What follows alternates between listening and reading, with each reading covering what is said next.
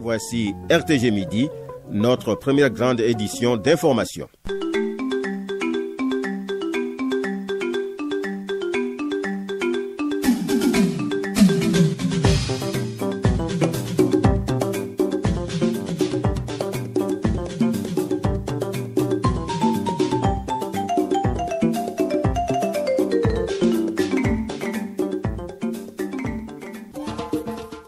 Fatoumata Kandé Oumar Bari en direct du studio central de la Maison de Radio Guinée pour vous informer. Auditeurs, bonjour. Radio Guinée pour comprendre le monde, voici les titres de RTG Midi. Une mission de la Banque africaine de développement vient d'être reçue par le président Alpha Condé. Les entretiens ont essentiellement porté sur les projets et secteurs dans lesquels la BAD va apporter des financements. Il s'agit notamment des infrastructures de l'énergie et l'agro-industrie. Autre mission qui séjourne en Guinée, c'est celle de la Cour pénale internationale. Elle a rencontré déjà le ministre de la Justice. Il est question d'évaluer l'instruction correcte du dossier du 28 septembre par les juridictions guinéennes. Les pays du Sahel frappés par la sécheresse, actuellement près de 10 millions de personnes sont en situation très difficile et le comité permanent inter-État de lutte contre la sécheresse a averti que si rien n'est fait, 13 millions de personnes seront dès juin en situation de crise alimentaire. Le monde de la presse en deuil. Le grand présentateur d'Afrique Midi à RFI a tiré sa révérence hier, Laurent Sadou, qui s'était retiré ces derniers temps du micro des suites de maladie, est décédé à l'âge de 51 ans. Voilà les titres de RTG Midi. Restez à l'écoute. Les détails, c'est tout de suite. Bonjour à tous et bienvenue dans ce journal. On vous l'a dit, le président Alpha Condé a reçu en audience mercredi une mission de la Banque africaine de développement. Cette mission séjourne en Guinée pour discuter avec les autorités sur le financement des projets en Guinée. Abdul Karim Condé.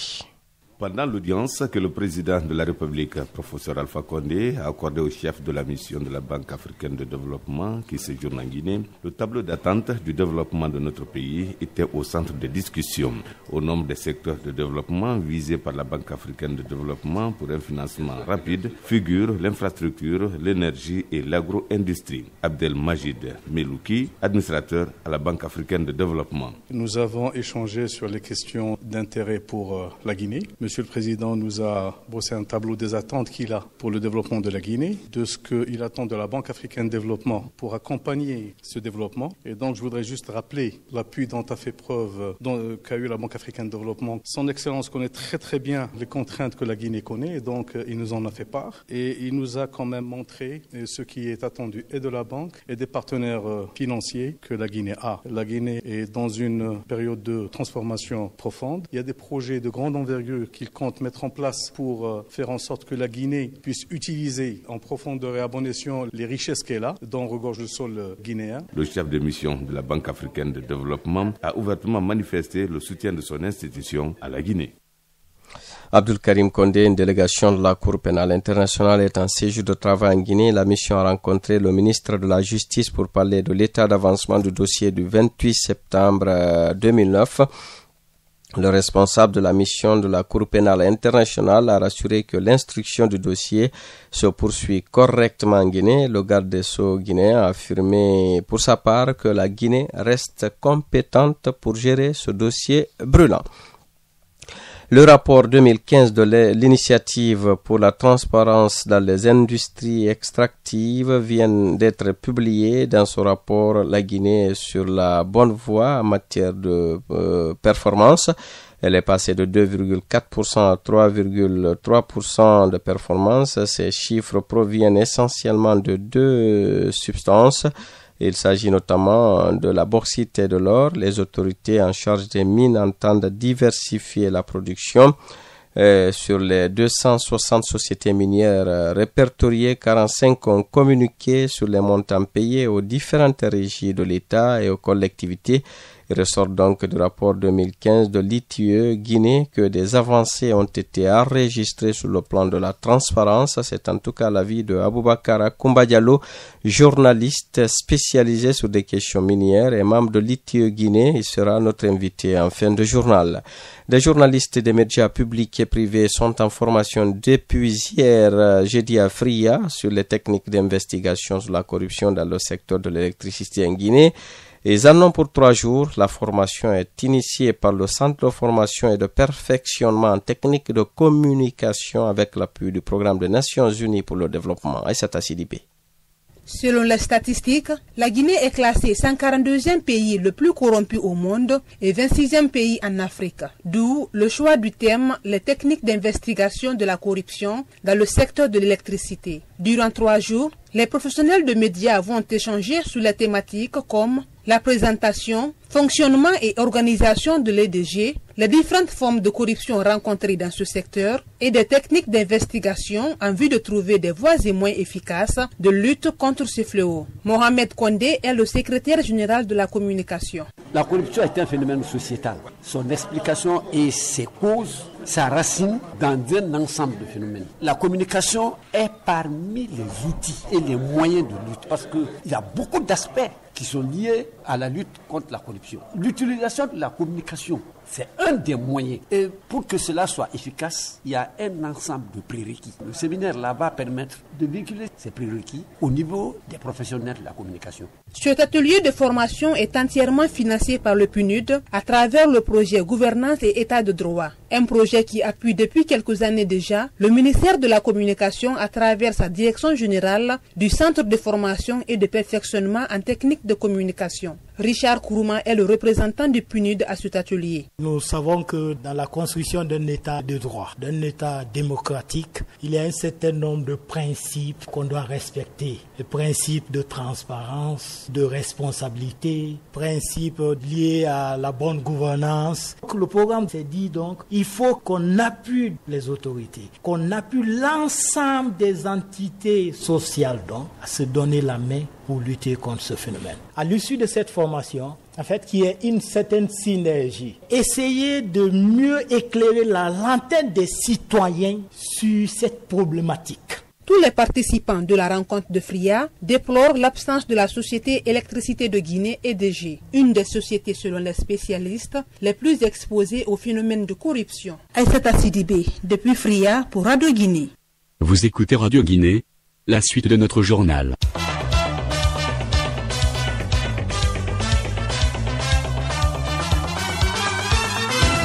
Une rencontre sous-régionale à Conakry. Il s'agit de la 35e session ordinaire du Conseil des ministres de l'autorité du bassin du Niger. La rencontre a regroupé tous les pays membres de l'institution. Elle doit aboutir à des propositions concrètes pour la survie du fleuve et le bon fonctionnement de l'institution. L'ABN bien sûr, Oumoutouré. Le fleuve Niger, 4200 km, est le plus important fleuve de la sous-région. Mais le bassin de ce fleuve, qui prend sa source en Guinée, connaît aujourd'hui une dégradation due aux effets du changement climatique. Et c'est pour donc vite agir que les responsables de l'autorité de gestion du fleuve sont réunis à Conakry. Cheikh Talibi Silla, ministre de l'énergie et de l'hydraulique de Guinée, tire la sonnette d'alarme. Ce bassin requiert beaucoup de richesse. Aujourd'hui, pour ceux qui sont partis vers la Haute-Guinée, le fleuve Niger est en piteux état et je dirais même que le fleuve il est malade. Il faut très rapidement prendre les dispositions qu'il faut pour pouvoir remettre le couvert végétal en place qui a été perdu. Mais avec la construction du barrage de Fomi, l'ensablement là va disparaître. Mais comment l'institution sous-régionale fera-t-elle face à cette situation de dégradation quand les pays membres ne s'acquittent pas de leurs cotisations annuelles? Toupta Bugena est secrétaire exécutif de l'ABN. Je voudrais encourager l'ensemble des pays à continuer d'honorer leur engagement de paiement de contribution à bonne date afin de maintenir la crédibilité de l'ABN. Je ne peux garantir le même niveau de performance du personnel si les salaires ne sont pas assurés régulièrement et si les conditions de travail se détériorent du fait du non-paiement à bonne date des contributions des États. Je puis affirmer sur ce plan que votre institution sous-région n'a pas encore les moyens de sa politique. La rencontre de Conakry doit permettre aux experts et dirigeants de la sous-région de régler la double question de dégradation du fleuve et de fonctionnement de l'ABN, une institution vieille de 53 ans. Oumou Touré, une problématique déterminante à l'ordre de notre ère. La Guinée veut se débarrasser des maladies tropicales négligées d'ici à 2020. Plusieurs approches, en tout cas, sont mises en œuvre. Parmi elles, la distribution en masse des produits contre ces maladies pour la prévention. La campagne de distribution a été lancée jeudi à Kindia. Ali Moussoiré y était pour Radio Guinée. Parmi les maladies tropicales négligées qui seront touchées durant cette campagne figurent en bonne place l'onchocercose, la filariose lymphatique et les vers intestinaux. L'opération touche toutes les régions de la Guinée, à l'exception de la zone spéciale de Conakry. 2 stratégies seront utilisées. Dr Ibrahim Abamba est le représentant des HKI en Guinée. Il s'agit des médicaments qui sont donc de très bonne qualité, qui n'ont aucun effet secondaire grave et dont la prise peut leur permettre d'éviter ces maladies que nous connaissons tous. Nous avons 2 stratégies de distribution.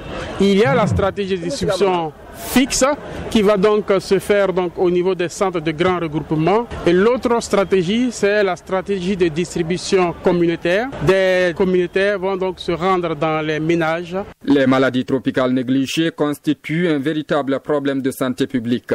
Elles touchent particulièrement les habitants à faible revenu. C'est pourquoi le ministère de la Santé les classe parmi les priorités du département. Dr Fanta Kaba est chef de cabinet du ministère de la Santé. C'est des maladies endémiques en Guinée et dans la sous-région. Et en Guinée, il y a les 2/3 de la population qui souffrent de ces maladies. Donc, pour améliorer leur bien-être, parce que sans santé, il n'y a pas de développement. C'est pour ça que le ministère l'a inscrit comme une priorité, parce que c'est des maladies qu'on peut vaincre par prévention et par chimiothérapie. Ne sont pas concernés par cette campagne de vaccination les enfants de moins de 5 ans, les femmes enceintes et les nourrices de moins de 3 mois. Ali Moussoiré, dernier virage de cette page Nation. Les habitants des villages de Gomba, c'est dans la sous-préfecture de Kolente à Kindia. Et ces habitants ont célébré hier, jeudi, les 106 ans de la disparition de Waliou Tcherno Aliou Ndiaye de Gomba. La célébration de cet anniversaire se fait par des prières ainsi que la lecture du Saint-Coran. Cette 6e édition de la Ziara hommage au Waliou de Gomba s'est déroulée avec l'annonce du transfert futur des restes du Waliou du village de Fotoba dans les îles de Los au village de Gomba dans Kindia. Reportage Mamadou Adamabari. Comme d'habitude, il y a 6 ans, les fidèles musulmans ont honoré, de par leur présence, l'illustre mémoire du Waliou Tcherno Aliou Ndiaye, dont le rappel à Dieu remonte au 30 mars 1911 à Fotoba, dans les îles de Los. Cette année a été une particularité pour les habitants de Gomba qui apprennent la bonne nouvelle. Le gouvernement autorise avec prise en charge le transfert des restes du saint homme dans son fief culturel, à Gomba. Elhadj Souleymane Sissavani est un de ses arrière-petits-enfants. Nous, en tant que ressortissants, en tant que descendants, en tant qu'habitants la même localité que lui pendant tout le temps qu'il a eu à faire de son vivant, maintenant que l'autorité même décide d'agir après plusieurs démarches qui a couvert plusieurs années, si ça se termine par un résultat favorable, on ne peut dire que Dieu merci et merci au chef de l'État. Soulagement aussi côté ressortissant du Grand Gomba, composé de 23 districts. Le président de la structure confirme la nouvelle, Tcherno Mamadou Baldi. On n'a jamais eu les ziyaras pareils cette année avec la nouvelle que le gouvernement nous a informés. Je suis très content. On est prêt pour les informer partout d'ici, même en dehors de la Guinée. La ziyara dédiée au Waliou de Gomba est un événement de lecture du Saint-Coran, de prière et de récitation de cantiques islamiques. Pour la 6e édition de ce rendez-vous religieux hommage au Waliou de Gomba, plusieurs foyers islamiques à travers la Guinée se sont fait représenter. Vous écoutez Radio Guinée, la suite de notre journal.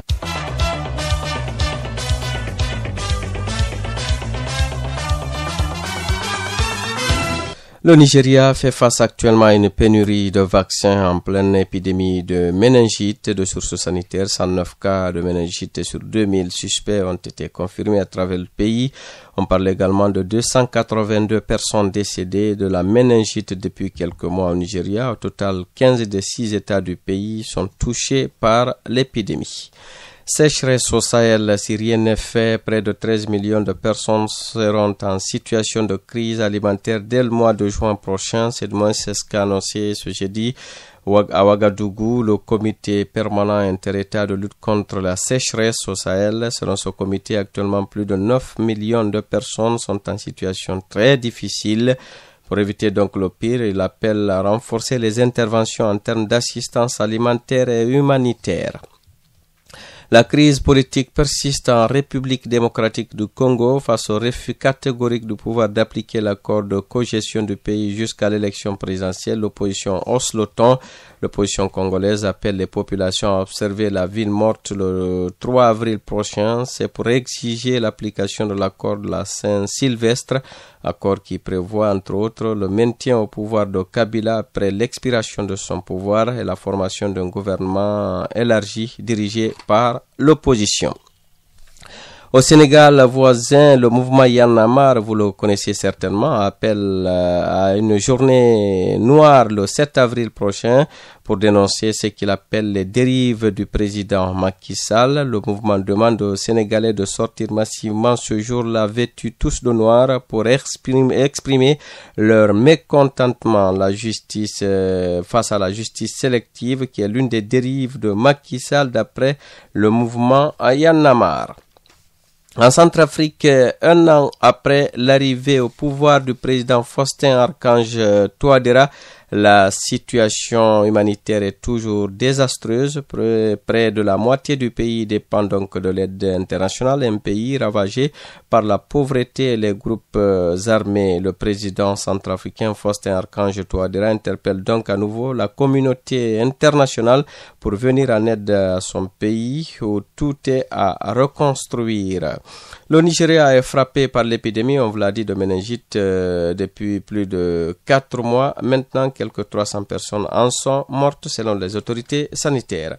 En Guyane, les négociations pour sortir le pays de 10 jours de conflit social sont reparties du bon pied. Le ministre des Outre-mer a adressé ses excuses hier au peuple guyanais et dit avoir pris en compte les doléances.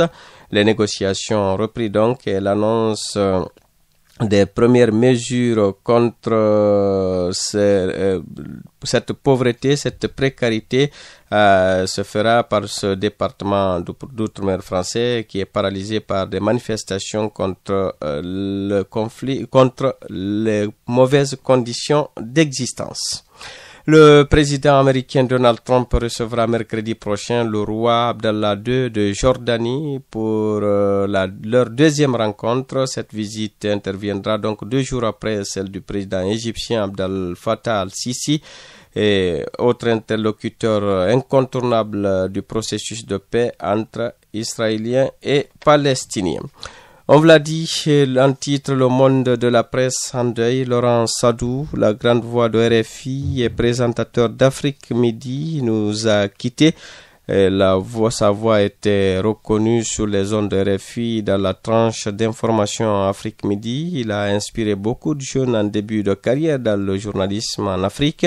Laurent Sadou terminait souvent ses éditions chaque jour par cette citation, je cite: « Chaque jour est une vie, travaillons à la beauté des choses ». Paix donc à l'âme de Laurent Sadou de RFI, journaliste de la plupart des Africains. Pour la rubrique invitée du journal, mesdames et messieurs, nous recevons aujourd'hui notre confrère Aboubakar Koumba Diallo, spécialisé sur des questions minières, avec son membre du comité de l'initiative de transparence dans les industries extractives ITIE-Guinée. Nous parlons naturellement du rapport sur la transparence dans la gestion des revenus miniers, exercice 2015. Il est au micro de Amara Kamara. Monsieur Aboubakar Akoumba Diallo, bonsoir. Bonsoir. Vous êtes membre de l'ITA qui a présenté son rapport cette semaine à Conakry. Globalement, qu'est-ce qu'on peut retenir de ce rapport? On peut d'abord retenir que la Guinée est restée dans le délai pour publier ce rapport qui concerne les revenus miniers pour l'exercice 2015. Ensuite, on peut retenir que le rapport a démontré qu'il y a eu des avancées en matière de réforme de politique publique en Guinée, mais il y a un déficit de communication entre les entreprises et l'administration, ce qui fait que certaines entreprises n'ont pas communiqué avec l'administrateur indépendant recruté par la Guinée pour élaborer ce rapport. On peut aussi remarquer que le rapport présente une liste exhaustive de l'ensemble des entreprises qui évoluent en Guinée, tant sur la recherche que sur l'exploitation, aussi des sites Internet qui contiennent les conventions minières et le cadastre minier en cours de réforme. Il y a des recommandations dans ce rapport également qui méritent d'être suivies et mises en œuvre par l'État guinéen. Justement, quand je parcours ce rapport, je vois qu'il y a 45 sociétés qui ont pu communiquer sur leurs données. Par quoi vous pouvez expliquer cet écart entre 45 et 260? Il y a ce qu'on appelle le seuil de matérialité, c'est-à-dire un montant à partir duquel on est obligé de faire la déclaration, sinon le rapport ne serait pas sincère. Pour le cas de la Guinée, c'est environ 700 millions de francs guinéens pour une entreprise. Si elle paye un montant inférieur à 700 millions, le conciliateur n'a pas l'obligation de prendre en compte ce montant, mais il va bien sûr annoncer le montant dans le rapport et dans les annexes. Maintenant, les régies financières de l'État, telles que la Direction nationale des impôts, la Direction générale des douanes, le Trésor public, la SOGIPAMI, donc ces régies, celles qui auront reçu un paiement supérieur à 700 millions de francs guinéens, entrent dans le périmètre de réconciliation. Alors, celles qui n'ont pas atteint les 700 millions de francs guinéens n'ont pas été prises en considération. Globalement, on lit dans le rapport qu'il y a environ 300 millions de dollars qui ont été payés au compte de l'exercice 2015. Comment ce montant est-il perçu? Il y a les montants qui ont été reçus par les régies financières de l'État, mais il y a aussi les collectivités qui ont reçu des paiements. Donc l'ensemble des déclarations des compagnies minières ont été confrontées à l'ensemble des déclarations du gouvernement à travers les régies armées. Et puis après, l'administrateur général a fait la réconciliation de ce montant pour voir quel est l'écart. Et l'écart qui existe est inférieur ou égal à 1% pour que la sincérité du rapport soit bien établie. Donc l'ensemble des paiements reçus par les régies de l'État et les collectivités font 300 millions de dollars de manière globale pour 2015. Par rapport aux années précédentes, est-ce qu'il y a une augmentation ou une baisse? Je pense que ça s'est un peu stabilisé puisque vous savez, on est en train de sortir de la période Ebola, mais on a quand même boosté la production de la bauxite à travers de nouvelles compagnies qui ont été mises en exploitation, notamment dans la région des Bokeh. Mais il y a aussi le fait qu'il y a une organisation beaucoup plus appropriée des collecteurs, donc des orpailleurs et des collecteurs de diamants. Je pense que si la dynamique continuait, les revenus guinéens pouvaient augmenter. Mais il faut déplorer le fait que la brigade antifraude n'est pratiquement fait pas de résultats pratiquement, et je pense que la Guinée a intérêt à revoir le fonctionnement de la brigade antifraude, parce qu'on ne peut pas dire qu'en Guinée on n'a pas fraudé le diamant ou l'or durant toute une année, alors qu'aux États-Unis où la loi est extrêmement rigoureuse, il y a des fraudeurs qu'on arrête. Est-ce que le rapport tient compte de l'impact des montants perçus par les collectivités? Est-ce que le rapport tient compte de cela? Absolument oui. Il y a deux types de considérations au niveau des montants payés au niveau des collectivités. Il y a des déclarations unilatérales faites par les entreprises, parce que vous savez, dans le temps, il y avait des collectivités qui n'avaient pas de receveurs communautaires et donc elles n'ont pas de pièces comptables appropriées. Et aussi, tous les montants que nous prenons en charge doivent être soit certifiés par un commissaire aux comptes pour le cas des entreprises, mais par la Cour des comptes pour le cas des régies financières de l'État. À défaut, on utilise l'inspection générale des finances, en tout cas nous l'avions fait à un moment donné. Alors, votre question, précisément, ça tient compte de manière unilatérale ou de manière réconciliée. Quand c'est l'entreprise seule qui déclare avoir payé et que la collectivité n'arrive pas à démontrer qu'elle a reçu à travers des pièces comptables régulières, nous tenons cela comme étant une déclaration unilatérale. Et d'ailleurs, plus les déclarations unilatérales sont importantes, moins le rapport est sincère, parce qu'il va faire un gap en termes d'écart qui va amener à réfléchir et pour dire que la gouvernance n'est pas correcte. Merci bien, monsieur Aboubakar Akoumba Diallo. Merci, portez-vous bien. C'est par cet élément que cette édition d'information prend fin sur Radio Guinée. Mesdames et messieurs, Radio Guinée, pour comprendre le monde, vous avez compris cette édition d'information qui a été réalisée par Elhadji Mamadou Bassouma Tessema, coordination générale Mara Kamara Aminata Sangaré, conduite technique Fatmata Kandé, micro Omar Bari. Merci de l'avoir suivi. Au revoir et bon vendredi.